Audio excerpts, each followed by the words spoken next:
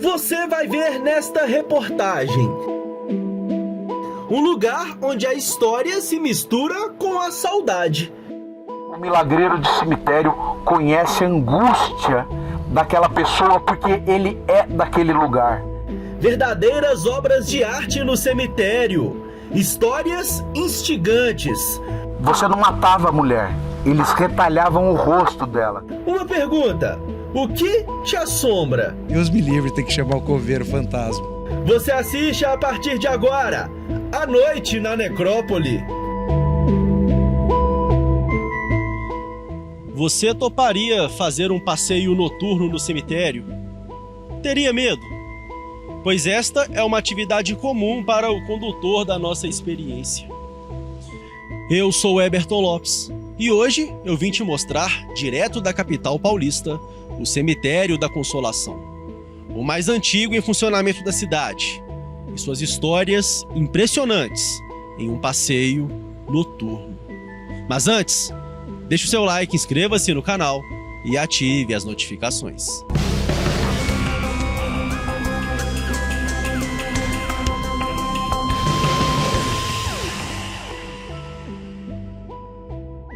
Patrocínio Happy Movie, o app que move o Brasil. O canal Vim Te Mostrar está no Cemitério da Consolação, o mais antigo e um dos mais importantes cemitérios de São Paulo. Necrópole que vai além do seu significado, sendo conhecida também como um lugar histórico, turístico, artístico e cultural.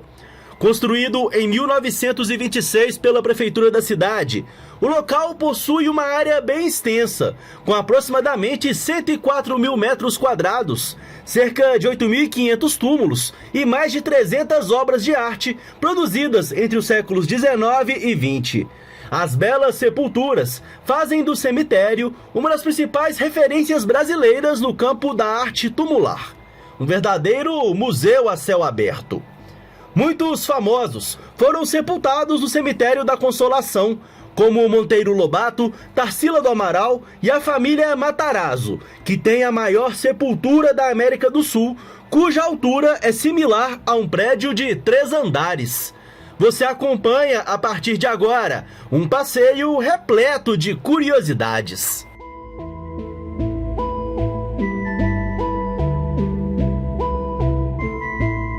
O que te assombra?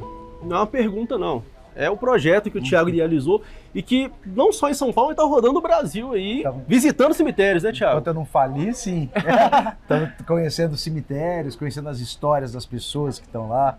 E eu gosto de dizer que você quer conhecer verdadeiramente um lugar, você visita o cemitério. Você vai se encontrar ou se reencontrar com as histórias de quem construiu, né, as comunidades. Então, eu gosto muito de ter como ponto de partida as minhas experiências dos lugares, o local onde descansam as pessoas que construíram esses lugares, né? Então, eu gosto muito mesmo. Como que surgiu essa ideia? Cara, foi meio terapêutico, para falar a verdade, né? Eu tive um contato com a história, com essa dimensão da morte, da terminalidade, com a minha sogra, por incrível que pareça.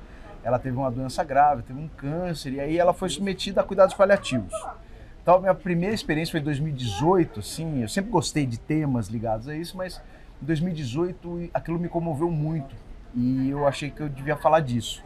E aí eu fiz um doc com o pessoal da Faculdade de Ciências Médicas da Unicamp, chama 7 Manhãs, que é um doc que conta um pouco da experiência dos alunos quando foi inserida na grade curricular a matéria de cuidado paliativo. Foi a primeira do Brasil, foi da Unicamp. E aí eu fiquei muito... Esse foi o primeiro contato que eu tive com isso. E depois veio a pandemia, isso foi em 2018, depois veio a pandemia e a gente assistiu, né, as pessoas com suas histórias, com seus afetos sendo transformadas em números, né? A gente assistiu esse arco, né? E aí lá para agosto de 2021 eu estava em home office ainda em Campinas, que eu moro e trabalho aqui em São Paulo, mas nesse período eu estava em Campinas.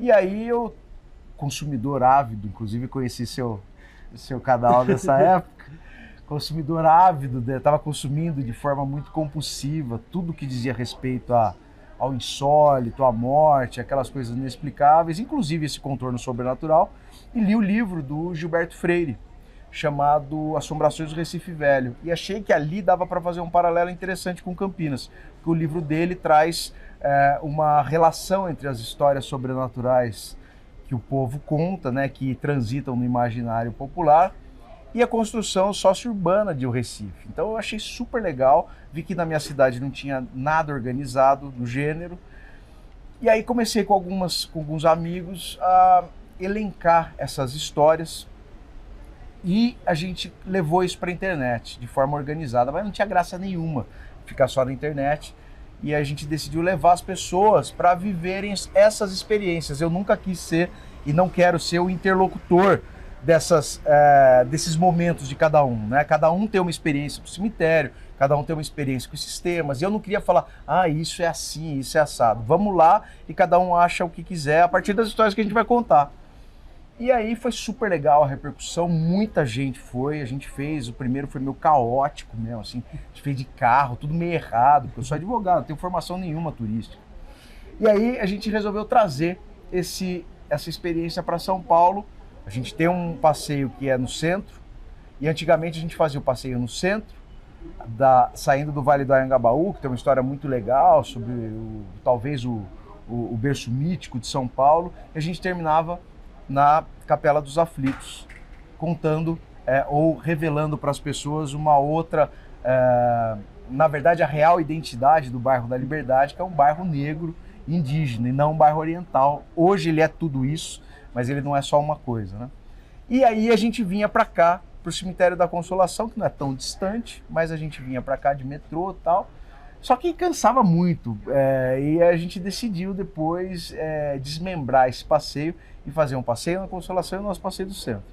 O passeio na Consolação, ele recebeu o formato do passeio de Campinas, que lá o projeto base chama Saudade Suas Vozes, que é um passeio que tenta mostrar todos os interesses do cemitério para a gente não segmentar muito e fazer com que a gente conseguisse trazer o público mais plural possível, com múltiplos interesses. Então tem gente que gosta de história de assombração, porque afinal de contas as histórias de assombração fazem parte desse território, fazem parte das experiências que as pessoas vivem aqui, mas ao mesmo tempo a gente conta história de milagreiro, de cemitério, das personalidades de São Paulo, de grandes tragédias da cidade, de arte tumular. Então a gente tenta reunir a própria história do cemitério, que é interessantíssima. Então a gente tenta reunir nesse passeio tudo isso, para não segmentá-lo, para não tornar enfadonho, por exemplo, para quem gosta de assombração, a gente falar só de arte tumular. Então a gente falar só de assombração para quem tem interesse em arte tumular, então a gente resolveu fazer e colocar todos esses ingredientes desse caldeirão, que é essa experiência chamada Vozes. Hoje a gente tem o cemitério de Campinas, Cemitério da Saudade de Campinas, a gente tem o Cemitério da Saudade de Piracicaba, a gente tem Necrópole São Paulo, Cemitério da Consolação, e a gente deve expandir ainda esse ano para o Cemitério do Araçá, para o Quarta Parada e, se der tempo, para o Santo Amaro, além das experiências que a gente vai fazer no Rio. E uma em Minas que a gente vai combinar para fazer de novo em BH, porque a gente já foi para BH. Cemitério do Bonfim, né? Temos que fazer. A gente passou lá, o dia que quando a gente fez em BH, foi em novembro, eu tava meio receoso, porque a gente fez com equipes de caminhada, porque, BH não é para qualquer um, né? A gente anda, além de andar bastante, tem bastante ladeira, mas mesmo assim, BH foi muito legal o passeio, nossa caminhada foi super legal. A gente saiu do Cemitério do Bonfim, foi andando até a Rua do Ouro e, contando de todas as versões da Loira do Bonfim, que são interessantíssimas, a Vantesma da Lagoinha e indo lá, né? E você, então, pesquisa, você busca saber informações sobre cada localidade que... Exatamente. Então você está se tornando um historiador também. Sei lá, contador de história. Eu falo que o meu compromisso é com a história de assombração e não com a história regular, que às vezes dá umas erradas de data, tem jeito, muita coisa. Mas é uma pesquisa que, assim, eu tento refazer, bem copiando mesmo, o percurso de alguns caras que eu acho muito interessantes. O Gilberto Freire é um, mas Câmara Cascudo também gostava disso, né? E também encontrava essas interseções entre o imaginário e a construção concreta, a experiência humana e fato histórico. Então eu gosto muito dessa associação. Eu não gosto de ver o sobrenatural de um lado e a história de outro e a gente não conseguir cruzar. Eu adoro rock santeiro, esse tipo de olhar, né? Saramandaia, aquela coisa de estar tudo meio junto. Eu acho que a vida fica mais legal assim e nós ficamos mais humildes quando nos deparamos com coisas, histórias, situações que a gente não consegue entender. Hoje em dia todo mundo procura afirmar o que já acredita. E cada vez que eu pesquiso mais, estudo mais, eu tenho mais pergunta do que resposta para todo mundo. Então é uma jornada pessoal mesmo, não tenho vergonha nenhuma de falar que eu faço isso por mim. Não é, eu faço isso por vocês, nada disso. Faço isso por mim e adoro trazer mais gente para eles também viverem essas experiências comigo, porque uma das graças de fazer isso tudo é a gente fazer com companhia. Eu detesto fazer as coisas sozinho, não tem a menor graça. De fazer junto é muito mais legal. O que te assombra? Como que veio esse nome aí? Então, o que te assombra, ele mudou várias vezes o que te assombra. Porque o que te assombra nasceu porque quando a gente começou a ver as histórias de Campinas, a gente percebeu que muito rapidamente, lógico, você pode atestar isso, não é exatamente um raciocínio muito complexo, mas a gente sabe que histórias sobrenaturais eclodem de questões não resolvidas, né? O fantasminha lá, o mais ordinário dos fantasmas, ele volta por conta de alguma tarefa, uma missão, um apego, uma injustiça, um grande trauma. E a gente começou a ver essa associação das histórias que eram contadas em Campinas com grandes traumas da cidade. Então a gente tem, questões ligadas à violência contra a mulher, escravidão pra caramba, uma epidemia brutal de febre amarela que dizimou a cidade. Todas as nossas histórias eram ligadas a isso. Em São Paulo, muito parecido. BH, muito parecido, né? E isso foi uma coisa que motivou muita gente. Então, o que te assombra, num primeiro momento, foi o que te assombra de verdade. O que acontece, as aparições da Maria Papuda, ou o que aconteceu com ela para ela aparecer, né? O jeito que trataram ela, para tirar ela da casa dela, para construir o Palácio da Liberdade, quer dizer, toda essa sorte de possibilidades de violências que essa mulher sofreu, ou as aparições dela. Tudo bem que ela matou uns 3 governadores, o pessoal fala lá, que já é, né? Ela talvez não seja o melhor exemplo. É o terror do palácio, né? É o terror do palácio. Mas não começou assim. E hoje eu vejo que o que te assombra virou uma possibilidade da gente lembrar de quem morreu. E isso que me assombra. O que me assombra é o esquecimento.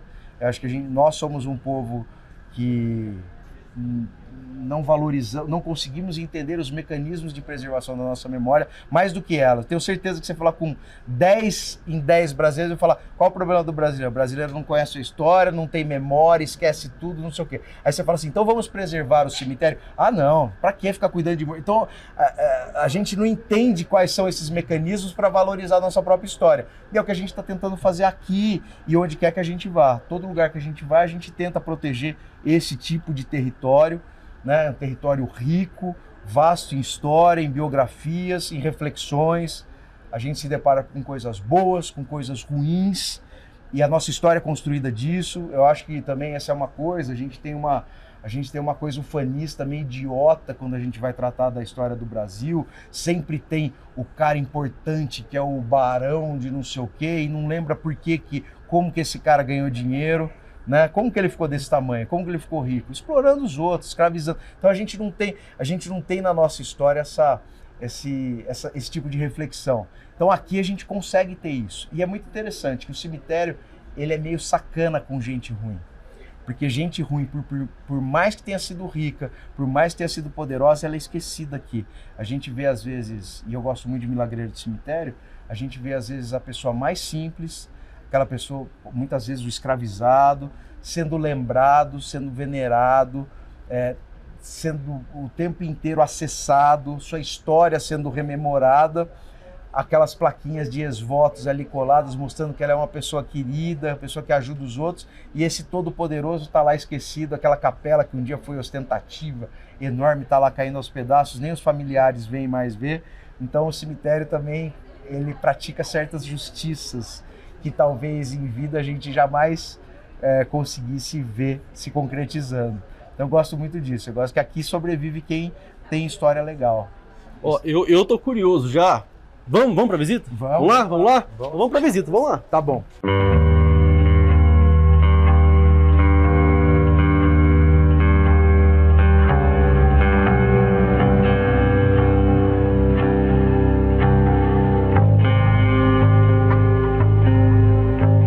O milagreiro de cemitério conhece a angústia daquela pessoa porque ele é daquele lugar.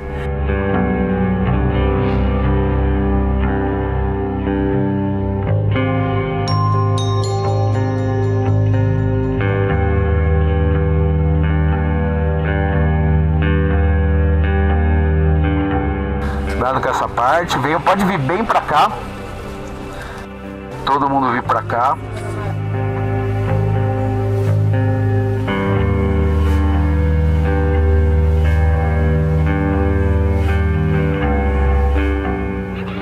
Tiago estava equipado com uma sombrinha e um megafone. Ele conduziu a experiência passando por túmulos icônicos.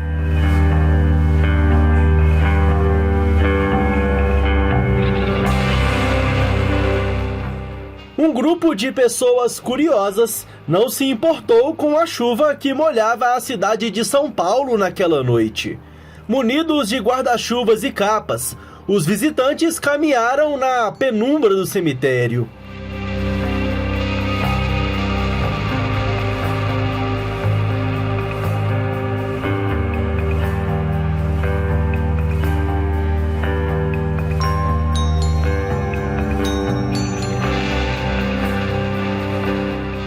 É a segunda vez que eu venho, toda vez que eu tenho a oportunidade de poder vir, trago pessoas também, divulgo bastante, é um passeio bem bacana, bem legal.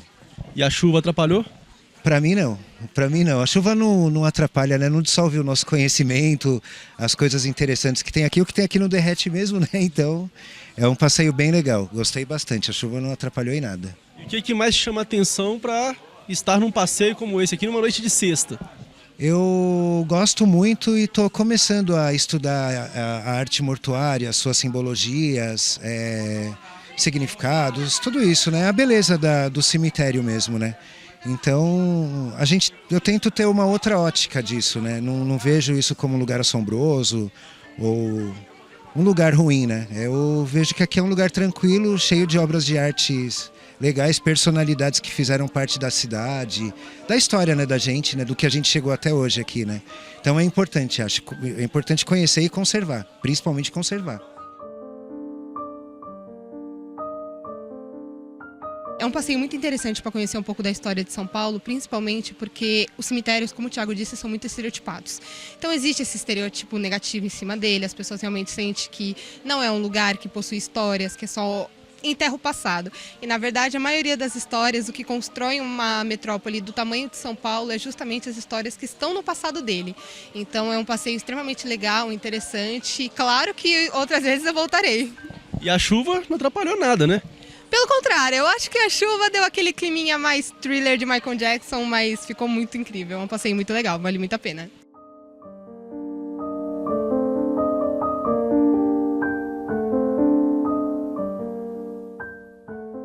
A gente está aqui diante da sepultura do Moacir Pisa, né? E para contar a história desse túmulo, eu preciso voltar um pouco mais e falar de uma mulher chamada Nenê Romano. Nenê Romano, a história é muito legal da Nenê Romano, é triste, mas enfim. Nenê Romano era uma mulher independente, tida por muitas pessoas como uma cortesã, mas ela era uma mulher independente, não precisava de sugar daddy, independente da profissão dela, não vou avançar isso, enfim. Já fiz a fofoca da Domitila de Castro, já basta, né? Tô muito fofoqueiro. Mas a Nenê Romano era uma mulher linda, interessantíssima, uma baita companhia e, lógico, deixava todos os homens de quatro por ela. Ela circulava muito nas camadas mais altas, né, dos homens poderosos da cidade e tinha um prestígio imenso nesse meio, né? Ela se envolveu com um rapaz, agora eu vou falar igual velho, um rapazote. Se envolveu com um rapaz que estava prometido, era noivo da filha de uma grande fazendeira de Ribeirão Preto.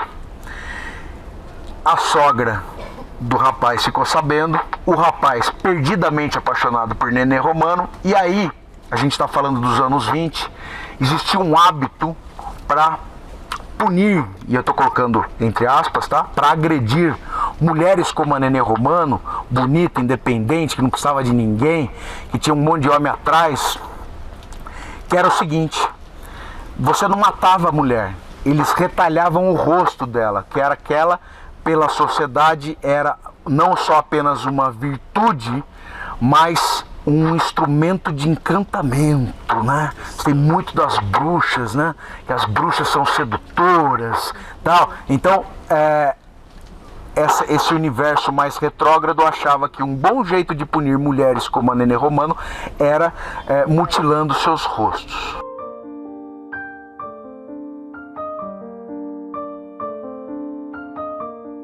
Bom, choveu um pouquinho, mas não atrapalhou não. Conseguimos fazer todo o percurso, né? Conseguiu porque a galera é muito guerreira. Atrapalhou um pouquinho, mas tudo bem. Mas o pessoal não desiste, né? O cemitério mobiliza muitos sentimentos, né? O pessoal gosta muito, viu? E é difícil, né? Eu tento manter o passeio, se não tem uma condição meteorológica que coloque as pessoas em risco, né? E aí não tem jeito, se estiver ventando, caindo uma chuva torrencial, aí a gente tenta fazer. Se tiver qualquer circunstância que coloque o pessoal em risco, é óbvio que a gente não faz, né? Mesmo tentando manter até o final, até o último minuto. Mas hoje deu para fazer. Deu para fazer, e como eu não queria atrapalhar o passeio, eu pedi o Thiago para voltar comigo aqui nos túmulos que mais me chamaram a atenção, e esse aqui é um deles. Explica para quem está assistindo, Thiago, que isso aqui é diferente, tem muitas plaquinhas aqui, por quê? Esse é um túmulo de uma milagreira de cemitério muito acessada aqui no cemitério da Consolação, que é a Maria Judite de Barros.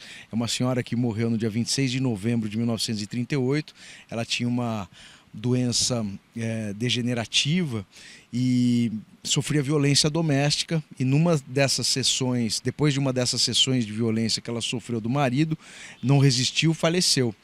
E claro, foi uma morte que comoveu muito a comunidade, muitas pessoas vinham aqui orar pela alma da Dona Maria Judite, né, compadecidas do acontecido com ela, até que alguém pediu ajuda. Na verdade, a gente até tem essa história, né? Foi uma devota, foi uma senhora que passava pelos mesmos problemas da Dona Maria Judite, essa devota pediu ajuda a ela, e a Dona Maria Judite ajudou ela a alcançar graça. Ela sofria agressões do marido. O que a Dona Maria Judite fez com o marido da mulher eu não sei, mas ele deve ter tido o que merecia, porque resolveu o problema dela.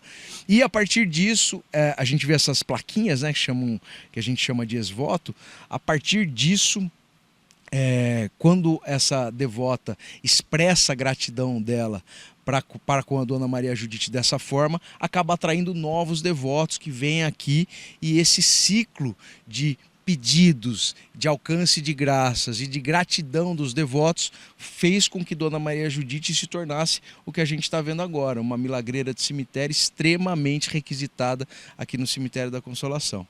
Eu pedi pro Jonathan chegar mais perto aqui. Jonathan, por favor, eu quero mostrar aqui quantos devotos colocaram, chama ex-voto, é isso mesmo? Ex-voto, essa plaquinha chama ex-voto. O ex-voto não é só a placa, né? A gente que roda muito atrás de milagreiro, de cemitério, em alguns santos, né? Eu viajei bastante nesse último período, eu fui para Roma e vi muitos santos, e vi também essa reprodução de manifestações de gratidão dos devotos, né? Com ex-votos, também em outros lugares, né? Essa é uma tradição católica, né? Bem católica. Os milagreiros de cemitério tem uma definição que eu gosto muito de usar, do professor Lorival Andrade Júnior, que ele diz que essa manifestação, esse fenômeno cemiterial dos milagreiros de cemitério, eles eclodem do catolicismo não oficial. Então essa ritualística segue o processo muito parecido do que acontece com os santos católicos, mas eu gosto sempre de lembrar que milagreiro de cemitério não é santo. Milagreiro, e não tem demérito nenhum em ser milagreiro de cemitério. Eu acho até que em muitas ocasiões são relações muito mais como é que eu posso dizer, sem ofender também, são muito mais genuínas, vamos dizer assim, porque não existe milagreiro de cemitério, milagreira de cemitério sem alguém que acredite nela, o que é diferente dos santos, né? E o cara pode ser arquivista do Vaticano e ter recebido essa outorga e não ter nenhum devoto. Milagreiro de cemitério só existe porque tem alguém que acredita nele ou nela. E eu acho isso muito bonito também, porque esse é um fenômeno que atesta, que mostra, porque que em algum período as pessoas ainda se compadeciam da dor dos outros, porque normalmente, e não tem padrão, é difícil explicar isso com padrões, né? É um fenômeno muito particular por isso, cada um nasce de um jeito, enfim.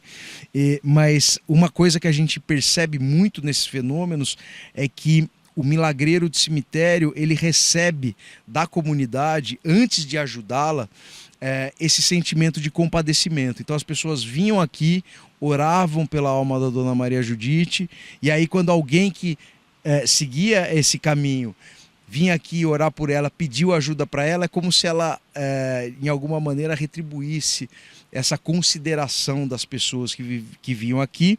E também, aproveitando, né, os ensinamentos do professor Lorival, ele diz uma coisa que faz todo sentido, que essa relação é bonita e genuína e muito regional, porque o milagreiro de cemitério, a milagreira de cemitério conhece a dor do seu devoto, porque ele entende a dinâmica local.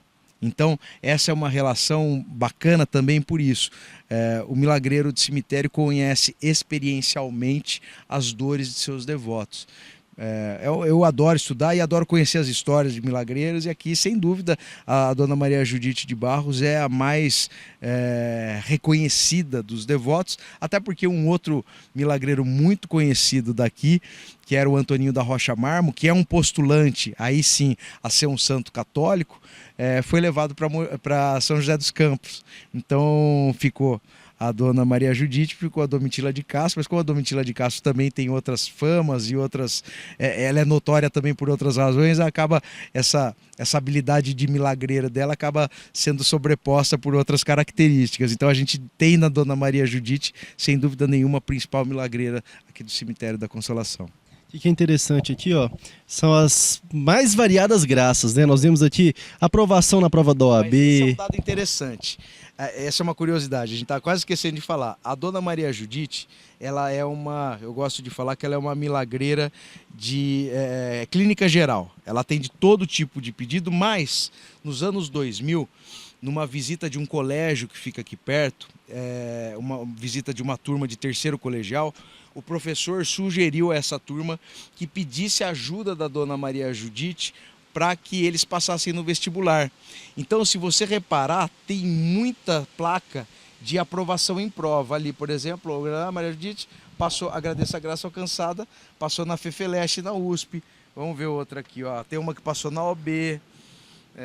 Tem várias placas de pessoas que foram aprovadas em provas de vestibular ou em concursos públicos também. É uma pena porque também muitas dessas placas, né, muito dessa memória da gratidão dos devotos para com a milagreira foram furtadas aqui, né? Então a gente não consegue mais ver tantas. Você pode ver, isso aqui tudo era ex-voto, tudo colado aqui, né? E aqui, ó, eu vejo aqui graças alcançadas nos Estados Unidos, maioria emprego e faculdade, né? As pessoas mais pedem emprego e faculdade. Exatamente, aqui emprego e faculdade ali, ó, tá ali mesmo, ó. É muito interessante, olha lá, psicologia na Universidade Federal de Santa Catarina, né?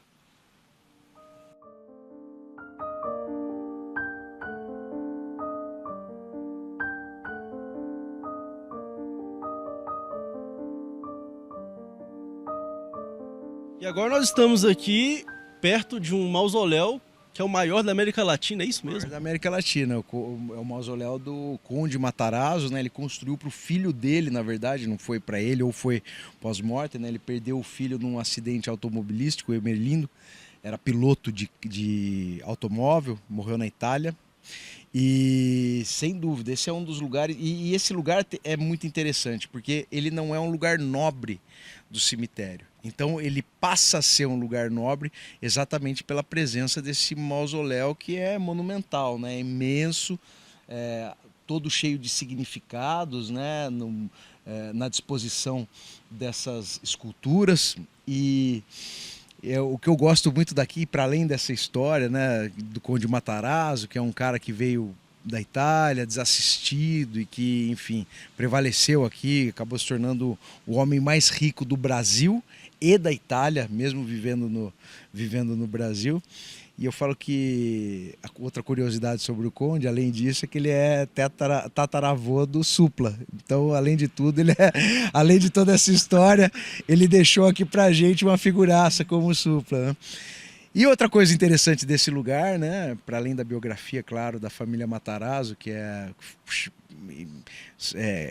infindável quase em São Paulo.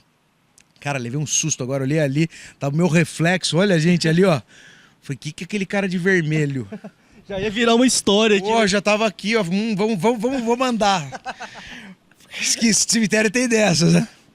E voltando a Matarazzo, mas aqui tem uma história ainda de assombração, né? Eu vi o cara ali de vermelho, era eu, ainda bem, porque tem uma história aqui interessantíssima, sobrenatural.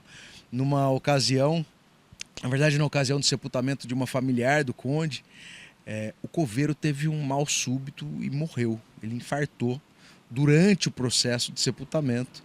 E desde então, o pessoal conta que esse coveiro não sossegou, continua trabalhando aqui. Acho que todo mundo que mexe com cemitério é apaixonado, mas ele ultrapassou qualquer limite disso.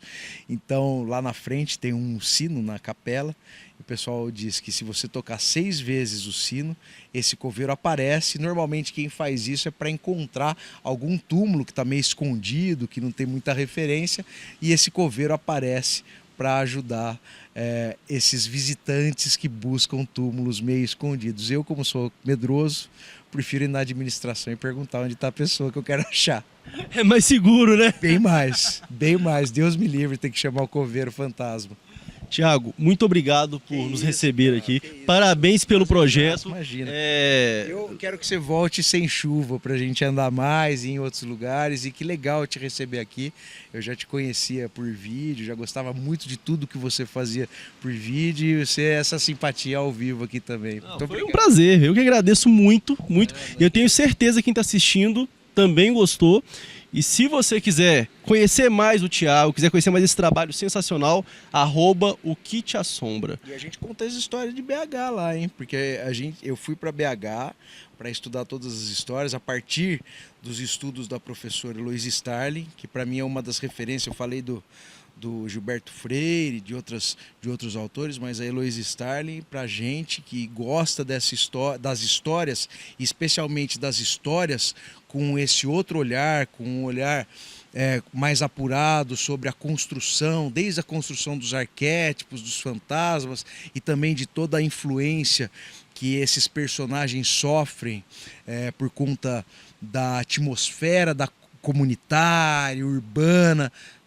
BH tem uma das maiores referências nossas, se não for a maior hoje em dia, sem dúvida. Eu acho que a professora Heloísa Starling é a maior referência que a gente tem nesse universo de histórias, não só sobrenaturais, mas que também dialogam, essas histórias que dialogam com a construção da cidade, tanto do ponto de vista urbanístico como social. Então eu sou um fã dela, a gente estudou muito a obra da professora para contar um pouquinho das histórias de BH, que eu sou apaixonado, porque elas são muito fiéis a essa ideia de que essas histórias, para quem acredita espiritualmente, elas são interessantíssimas, mas para quem é cético também, a gente consegue perceber a potência que é uma história sobrenatural como uma metáfora social, a metáfora dos traumas, das mudanças, das violências. Então, eu sou apaixonado pelas histórias de BH. E nós esperamos, então, o Que Te Assombra em BH. Vamos voltar, porque a gente já fez uma vez, agora a gente vai fazer junto. Vamos lá. E eu vim te mostrar acompanhando. E se você gostou, claro, deixe seu like, inscreva-se no canal e ative as notificações. Lembrando que toda quarta-feira, às 8h30 da noite, nós temos encontro marcado ao vivo no Vim Te Mostrar Podcast. E o Thiago vai em breve também. Vou sim, se Deus quiser. Um grande abraço. Muito obrigado pela sua audiência. Obrigado. E até a próxima. Até.